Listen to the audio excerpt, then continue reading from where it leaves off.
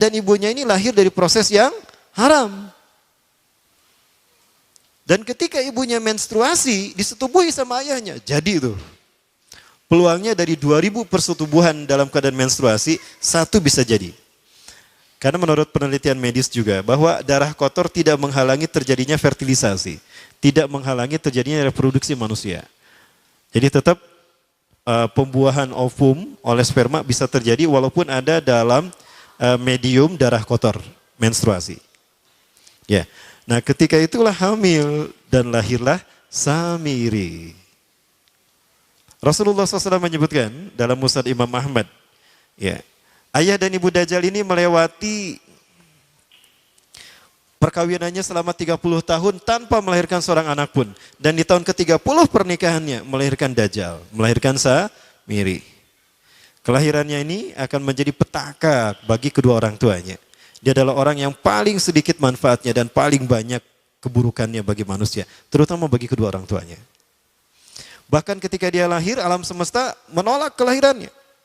Dordar gelap, hujan badai, petir.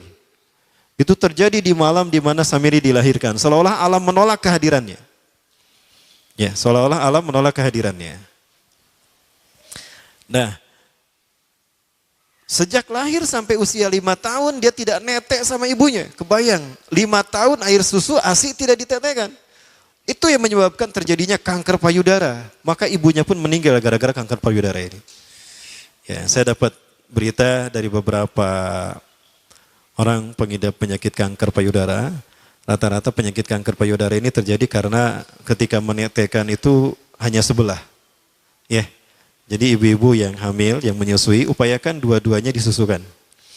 Ya, karena apabila cuma satu saja, yang satu itu yang akan terjadi peluang resiko, besar resikonya terkena kanker payudara. Nah, ibunya meninggal gara-gara itu. Terbukti apa yang disabdakan Rasulullah. Kelahirannya menjadi petaka bagi kedua orang tuanya. Begitu pula ayahnya, maka ayahnya menjadi single parent. Ya, single parent apa single parent? Ya itulah ya, single parent. Dibacanya parent ya, parenting. Nah kemudian, di tahun yang kelima, sejak lahir sampai 5 tahun, kenapa dia menetek pada ibunya? Karena kerjanya tidur melulu. Disebut mati, dia bernafas dan cuma berdetak. Disebut hidup, dia tidak bergerak. Antara hidup dan mati. La yamutu wa la yahya. Nah maka di usia ke-5 tahun, nah ini terjadi peristiwa yang menarik. Apa itu? Samiri bangun dari tidurnya di tengah malam dan tidak ada orang yang menyadari Samiri bangun.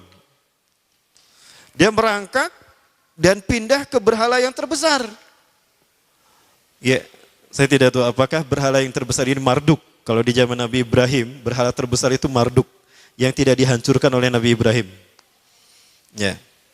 Karena Nabi Ibrahim saat itu memiliki garis perjalanan sejarah ke Palestina juga, ada kemungkinan memang namanya Marduk juga. Berhala terbesar ini. Nah dia pindah ke pangkuan berhala terbesar, tidur di sana.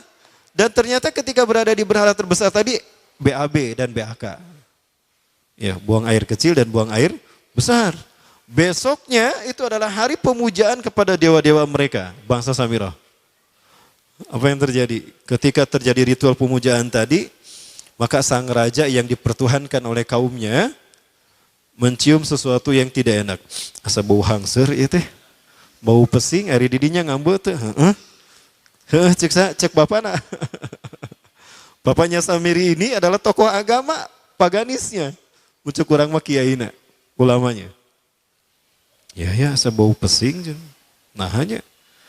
Pas dilihat, kaget sang raja. Ternyata itu pesing berasal dari pantatnya si Samiri yang ada di pangkuan berhala terbesar. Marah murka tuh sang raja. Itu anak kamu, kenapa ada di situ? Ya, kurang ajar kamu ya, telah menghina Tuhan kita. Kenapa kamu pindahkan anak kamu ke situ? Oh tidak Tuhan, saya tidak memindahkannya. Bagaimana saya bisa menghina Tuhan saya? Lalu siapa yang memindahkannya? Kan dia lumpuh. Nah, sekali lagi, kehadirannya menjadi petaka bagi kedua orang tuanya. Akhirnya raja marah dan ayahnya dipenjara. Selama ayahnya tidak bisa membuktikan penghinaan tadi, maka ayahnya dihukum mati. Pada akhirnya ayahnya pun dihukum mati. Ya, sedikit manfaat bagi kedua orang tuanya. Maka kemudian apa yang terjadi? Para Allah yang dirahmati Allah, dari data yang saya baca ini, ya, dari beberapa kitab tadi, maka kemudian dia hidup dipelihara oleh sang raja. Dan pas di usia dia 5 tahun itu, Allah menimpakan murkanya kepada bangsa Samirah yang sudah kelewat batas, ya, maksiat dan sudah tidak ada toleransi dari Allah untuk mereka hidup di bumi, maka Allah perintahkan malaikat Jibril menghabisi mereka. Maka bangsa Samirah ini pun diratakan. Si Samiri karena masih balita, ya Allah selamatkan dia lewat malaikat Jibril. Diselamatkan dia dan ditempatkan di pulau entah berantah. Ada yang menyebutkan pulau ini berada di Laut Yaman dan pulau ini dinamakan Pulau Sokotra. Nah, ini Pulau Sokotra nih. Pulau Sokotra ini adalah pulau yang berada di ujung Jazirah Arab.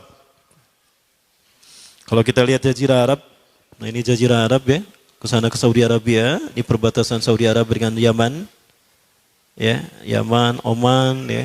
Nah ini Pulau Sokotra. Ini pulau tempat di mana Dajjal atau Samiri dibesarkan sejak 5 tahun sampai usia 100 tahun.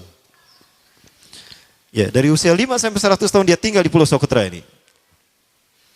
Nah, Pulau Sokotra ini adalah pulau yang berada di kawasan Yaman, pulau yang memiliki banyak keunikan luar biasa. UNESCO sempat ingin menjadikannya keajaiban yang ke-8. Kan ada 7 keajaiban dunia ya. Yang ke-8-nya tadinya ini. Namun karena dia terkait dengan Samiri Dajjal, maka banyak negara yang menentangnya.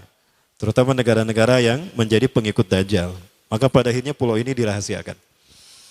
Nah, sebetulnya pulau ini unik kalau kita ingin berekreasi ke sana. Namun karena posisi yang terpencil, jarang orang mengikutinya. Para wisatawan jarang mengunjunginya. Padahal sesuatu unik, termasuk binatang dan penghuninya itu unik-unik. Pohonnya unik-unik. Nanti kita lihat penumpang sekalian. Ya. Dunia menyebutnya pulau ini dengan pulau julukan dari pulau alien hingga pulau neraka. Ya, ada juga yang menyebutkan The Jekyll Island. Pulau Jekyll Island itu bahasa barat, kalau bahasa kitanya Pulau Dajjal. Ya, sama dengan Pulau Sedir ya. Itu juga The Jekyll Island. Nah, Pulau Sokotra kaya dengan flora dan fauna yang unik hingga saat ini belum ditemukan di tempat lain. Jadi tidak ada flora dan fauna yang ada di pulau ini, yang ada di pulau lain di seluruh dunia. Hanya ada di pulau ini. Makanya di pulau inilah Allah ciptakan satu binatang yang unik juga, yang disebut dengan jasasa. Jasasa, binatang jasasa itu artinya mata-mata. Tajassa yatajassu tajassusan wa jasasatan. Artinya pemata-mata, spy. Binatang ini bertumbuh besar, dhahmatun kabirah, tugati jismaha, ya, asy'ar. Hatta la nastati an nafariqa ayna wajhu wa ayna dubru. Tubuhnya besar, dipenuhi dengan bulu, sehingga saking penuhnya bulu kita tidak bisa membedakan mana dubur, mana wajah. Yang menghadap itulah wajah. Bila kok orang menghadap dengan duburnya kan nggak mungkin ya. Yang menghadap pasti wajah. Baik. Ya, karena itu pulau ini pernah dicalonkan sebagai salah satu dari 7 keajaiban dunia yang baru. Ya. Nah baik, ini contohnya nih. Saya perlihatkan keajaiban dan keunikan. Ini adalah padang pasir di Pulau Sokotra. Ya. Ini padang pasir di Pulau Sokotra. Ini burung, salah satu jenis burung yang bisa kita jumpai di Sokotra. Dan ini kepiting unik, kepiting Pulau Sokotra. Aneh ya, kepitingnya seperti itu. Kayak Mr. Crab, Mr. Crab. Ya. Yeah. Di film apa? SpongeBob. Ya. Yeah. Ini laba-laba langka di Sokotra, mirip tarantula. Dan ini pohon darah naga yang ada di Pulau Sokotra juga. Pokoknya pohon-pohonnya unik, Pak. Arah-aneh pokoknya. Nah, ini salah satu jenis pohon Dorstenia Sokotra. Dan ini juga pohon yang lain, pohon Dendrosisaios Sokotra. Hese disebutkan aja. Nah, hal ini yang membuat Dajjal terinspirasi. Ya, karena dia hanya menjumpai binatang dan tumbuhan langka, flora fauna satwa langka di pulau ini. Ini menjadikan dia terinspirasi untuk menciptakan makhluk. Jangan salah, Dajjal kecerdasannya mampu melakukan cloning dan mampu melakukan berbagai macam riset dan eksperimen. Hatta eksperimen yang mengilhami film Hulk. Itu Dajjal bisa melakukannya. Ya, jangan salah, Bapak. Bahkan ketika orang membayangkan kendaraan tercanggih itu pesawat terbang, Dajjal sudah mampu membuat piring terbang dengan kecerdasannya. Ya, Rasulullah menyebutkan kendaraan Dajjal itu, ya, dia bisa terbang kata Rasulullah. Dan kecepatan terbangnya 5 kilometer. Terbaca Prambola 5 kilometer? Ya, ada ya 5 kilometer. Baik, ini kering mungkin ya. Coba.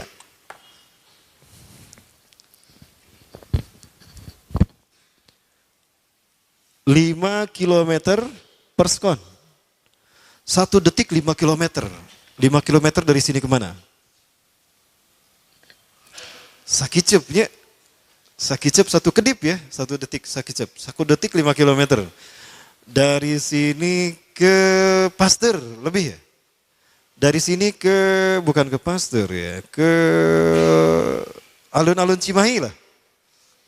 1 kedip sudah ada di alun-alun Cimahi, 1 kedip sudah ada di Tagog Padalarang, 1 kedip sudah ada di Raja Mandala, 1 kedip sudah ada di Ciranjang. Hanya dengan berkedip-kedip dia berkeliling dunia. Ya, kecepatan ini diambil dari hadis Rasulullah. Berapa kecepatannya Rasulullah ketika dia terbang di muka bumi? Ya, kendaraan yang dia gunakan itu kecepatan terbangnya seperti awan yang ditiup angin kata Rasulullah. Dan awan rata-rata ditiup angin itu 5 km per sekon. Ya.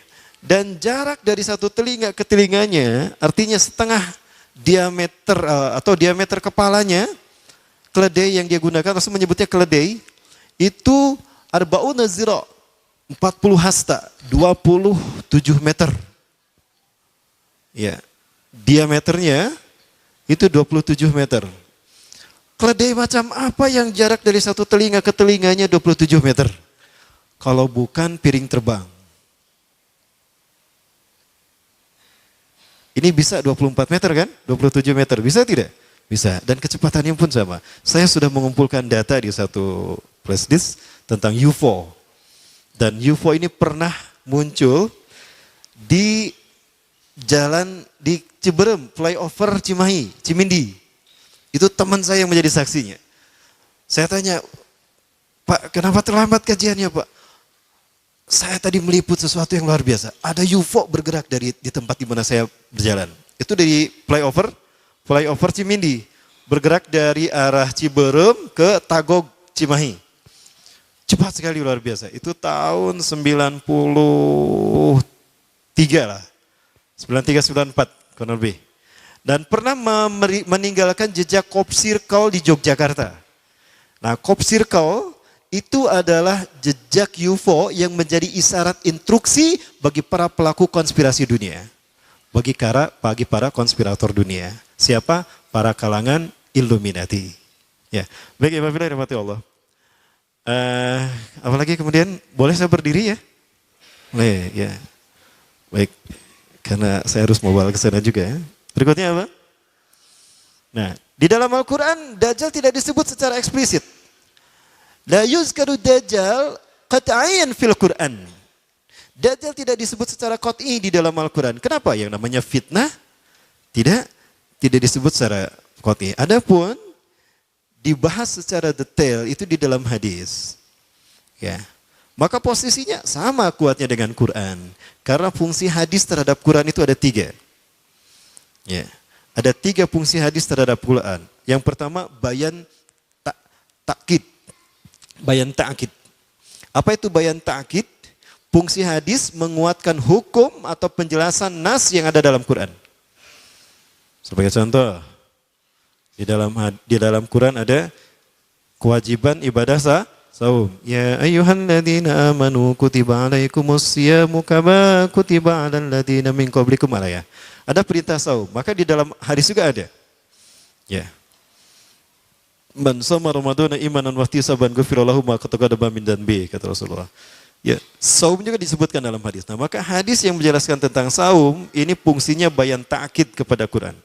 Yang kedua, fungsi hadis terhadap Quran adalah bayan tafsil wa tafsir. Bayan tafsir artinya menjelaskan apa yang ada dalam Quran. Sesuatu yang tidak dibahas secara mendetail dalam Quran, dibahas secara detail di dalam hadis. Bahkan dirinci oleh hadis, tafsil. Ya, itu fungsi yang kedua. Nah, fungsi yang ketiga dari hadis terhadap Quran adalah bayan tasyri'. Bayan tasyri', yaitu fungsi hadis dengan menetapkan hukum yang tidak dibahas di dalam Al-Quran. Ya, di dalam Al-Quran Allah hanya menyatakan innallaha yuhibbut tawwabin wa yuhibbul mutatahhirin. Allah cinta kepada orang yang bertaubat dan mencintai orang yang membersihkan dirinya. Nah, di dalam hadis Rasulullah SAW memberikan syariat menggosok gigi. Tasawwaku fa innaha min sunanil mursalin. Ya. Wa tuhuru satrul iman. Ya. Bersiwaklah kalian, gosok gigilah kalian, karena bersiwak itu adalah sunnahnya para nabi dan rasul. Ya. Jadi yang taruh gosok gigi, dia tidak mengikuti sunnah Rasul. Ya. Baik. Nah, itu permasalahan baik. Nah, di dalam Al-Quran ada beberapa ayat yang menurut para ulama ini terkait dengan Dajjal. Nah, peristiwanya adalah terkait dengan peristiwa Nabi Musa dan Samiri. Ya, mulai ada nama Samiri di sini. Nah, di dalam Quran surat Toha disebutkan di dalam beberapa ayat. Yang pertama ayat ke-83 dan 84. A'udzubillahi minasyaitonirrajim. Wa ma'ajalaka an qaumika ya Musa. Dan apakah yang membuat engkau tergesa-gesa meninggalkan kaummu hai Musa? Ketika ada 10 perintah Allah yang akan diterima oleh Nabi Musa yang kemudian disebut dengan Ten Commandment oleh orang-orang barat. Nabi Musa meninggalkan kaumnya Bani Israel ya di belakang bersama Nabi Harun. Nabi Musa tergesa-gesa karena Nabi Musa ingin segera mendapatkan perintah Allah. Ya. Maka Nabi Musa menjawab, qalahum ulai ala athari. Mereka ada di belakangku ya Allah. Wa ajiltu ilaika rabbi litardo, dan aku menyegerakan diri padamu ya Allah agar kau ridho kepadaku. Aku ingin segera memenuhi perintahmu. Ya. Nah, itu yang dijawab oleh Nabi Musa. Maka Allah kemudian menerangkan kepada Nabi Musa. Nah, ini dua ayat yang berikutnya. Qala, Allah berfirman, fa inna qad fatanna qaumaka min ba'dika wa adallahumus samiri. Fa inna, maka sesungguhnya kami qad fatanna telah menguji kaummu hai Musa. Min ba'dika, setelah engkau tinggalkan, wa adallahumus samiri, dan mereka disesatkan oleh Samiri. Nah, di sini saya sepakat kalau ada ulama mengatakan Samiri yang dimaksud di sini adalah Dajjal. Ya, Samiri yang disebutkan di sini adalah Dajjal. Ya. Faraja Musa ila qaumi ghadbana asifa. Maka kembalilah Musa kepada kaumnya dalam keadaan marah yang sangat marah, marah yang berlapis-lapis. Sampai pada kaumnya, hingga begitu sampai pada kaumnya itu Nabi Harun ditarik jenggotna. Ari maneh bet diantep maranehna nyembah berhala. Nyembah patung, aduh ulah kitu atuh bisi coplok eta jenggot. Ya. Wahai saudaraku, kenapa kau menarik jenggotku? Jangan kau seperti itu. Aku sudah memperingatkan mereka, tapi mereka telah terperdaya oleh perkataan Samiri. Indahnya perkataan Samiri lebih mereka dengar ketimbang nasihatku, wahai kakakku. Wahai saudaraku. Ya, itu kata Nabi Harun. Maka qala, berkatalah Nabi Musa, ya qaumi alam ya'idkum rabbukum wa'dan hasanan. Wahai kaumku, bukankah Allah telah menjanjikan janji yang baik untuk kalian? Afatola alaikumul ahdu. Apakah janji itu terlalu lama bagi kalian? Am adatum ayyahilla alaikum ghadabun min rabbikum, atau kalian sengaja ingin ditimpa azab murka dari Tuhan kalian? Fa akhlaftum mau'idi, sehingga kalian menyalahi perjanjianku. Aku sudah mengatakan, tunggu aku akan sampaikan apa yang Allah berikan pada kalian sebagai janji Allah kepada kalian. Maka digambarkan Nabi Musa marah, itu patung anak sapi. Nah, patung anak sapi ini dibuat oleh Samiri. Sekali lagi, Samiri yang kita bicarakan sebagai Dajjal, dia punya kemampuan magic yang luar biasa. Dan dia punya kemampuan yang tidak bisa dicapai oleh manusia sejenius dan sehebat apapun. Ya. Maka jika ada manusia-manusia yang luar biasa di antara kita, itu adalah mereka yang dibentuk oleh Dajjal. Contohnya siapa? David Copperfield, David Mindfreak. Siapa lagi? Para The Master ya. Nah, jangan salah penulisan. Ada juga Rael juga sama. Dia seseorang yang tadinya tidak tahu apa-apa, sesuatu yang orang menganggap biasa, tiba-tiba dia menjadi seseorang yang luar biasa, supranatural. Luar biasa, itu juga sama. Termasuk juga Sai Baba. Pernah melihat Sai Baba, Bu? Belum? Baik, kita lihat sebentar. Siapa Sai Baba ya? Jangan kemana-mana, tetap bersama saya setelah yang satu ini. Ya. Kita lihat Sai Baba. Mudah-mudahan ada di sini ya. Coba lihat, ada nggak? Ah, ada, ini Sai Baba nih. Ini dia Sai Baba.